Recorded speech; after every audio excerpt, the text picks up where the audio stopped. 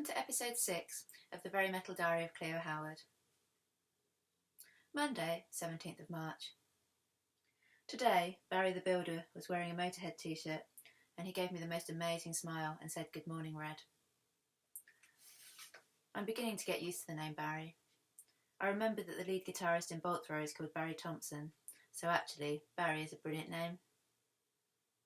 I read the cartoons in Mum's Daily Express today.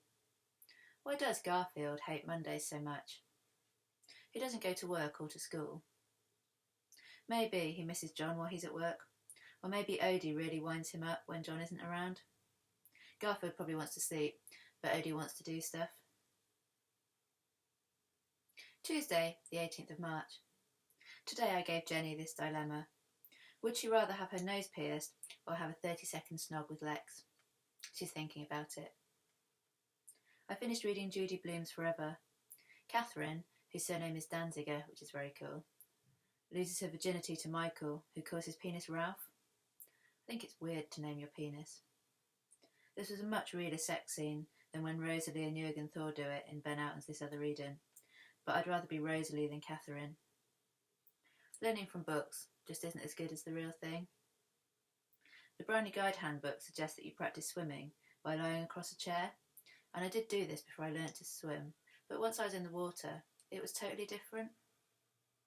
Dad once went to Oxford on a training course, and he brought me back a bookmark which read, "A single conversation across the table with a wise man is better than 10 years mere study of books." But unfortunately, you can't go to the library and borrow a wise man to have a conversation with you. Wednesday, 19th of March. Jenny decided that she'd rather have her nose pierced than snog Lex for 30 seconds, because 30 seconds of pleasure is too fleeting to taste and then have snatched cruelly away. I asked Ian if he's got a name for his penis, and then I let him read the bit in Forever when Ralph the penis makes an appearance. Ian is thinking of a name for his penis. After school we went to Jackson's. I got some lime green embroidery thread to make a friendship bracelet for Shop. She said her favourite colours are fluorescent ones, in a cool kind of X-ray specs Sex Pistols album cover way. And obviously not in a sort of lame, wham, wake me up before you go kind of way. Thursday, 20th of March. Ian's penis is called Armadillo. He's named it so that he can say, "There's an armadillo in my pants and it's really quite frightening," like Nigel Tufnell does in Spinal Tap. I'm listening to Ice-T today. Donna Harlow lent me her Ice-T Power album, and I lent her my Body Count album. I wonder what Ice-T calls his penis. He might call it Evil Dick, like the song, or maybe he's got some other really cool name for it.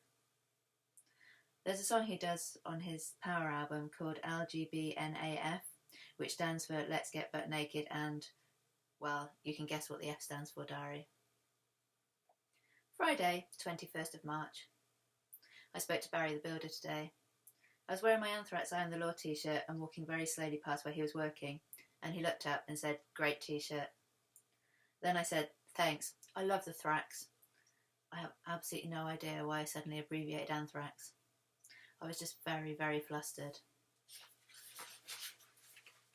Next, Barry said, "Have you ever seen them live?" And I said no, and I was just about to add that my mum probably wouldn't let me, but one of the other builders called him over, so I said, "See you later."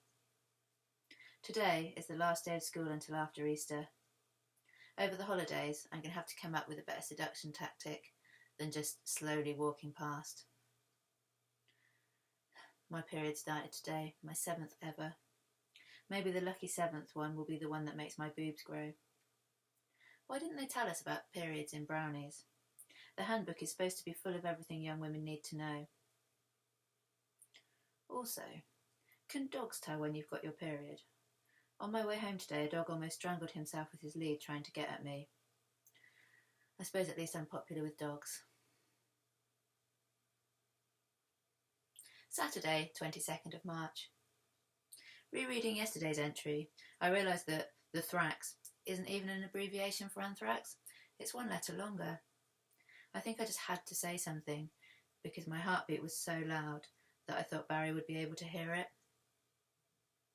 Mum is obsessed with the National Lottery. I'm going to make money from my talents, not from chance. I don't know which talents yet, but that's just a detail. It's only people who don't understand maths who can get properly excited by the National Lottery. I don't understand most of maths, but I do understand probabilities, and I understand odds, because of Grandad Howard explaining betting on the horses to me when I was small. It's more likely that you'll get to sleep with the singer of your favourite band than that you'll win big on the lottery, but Mum hasn't got a favourite band. Sunday, 23rd of March. I had a mega lie-in and then I went round to Jenny's. We did our gods lists. My current gods list is as follows: Pete Steele, Glenn Danzig, Max Cavalera, Ice-T, Rob Zombie, Sean from White Zombie, Zodiac Mindwarp, Dave Lister, David St Hubbins and Jürgen Thor. I think I would be a better girlfriend for Lister than Kachansky. I'd be happy to spend all my time in his bunk eating curry and having fantastic sex. Max Cavalera makes it into the list because he has great hair at the moment. It's pink and it's dreadlocked. I bet Mum will say I can't have my hair like this until I leave school. I wondered if it was weird to have Sean from White Zombie and Rob Zombie on the same gods list. They used to be a couple, but now they aren't. But they're still bandmates, so they must be okay with each other. Jenny's gods list is as follows: Twiggy Ramirez, Marilyn Manson, Pete Steele, Robert Smith, Johnny Depp, Trent Reznor, Nick Cave, Shirley Manson, Kiefer Sutherland and Danny Filth. Monday, 24th of March. Today is the first day of the Easter school holidays. I'm so bored of school, with the exception of walking slowly past the sports centre, of course. Oh, diary, why don't my boobs look like Elvira's yet? All around me, stuff like daffodils and tulips are managing to reach their potential. Why can't I? Maybe after Easter they will. Today, Jenny's staying home doing her homework, and Ian is playing Doom with Matty Bateman. I finished reading Philip Pullman's Northern Lights. It was okay, but I think there was a lot of religious subtext I wasn't getting because I don't know that sort of stuff. Dad is an atheist, and Mum is very casually religious. Northern Lights had a big bear in it, and it reminded me of C.S. Lewis a bit. Tuesday, 25th of March. I spent all day round Ian's. Ian's brother Gav has said that Ian can listen to his records if he's very careful with them, if he puts them back exactly where he found them, and if he doesn't take them out of the house.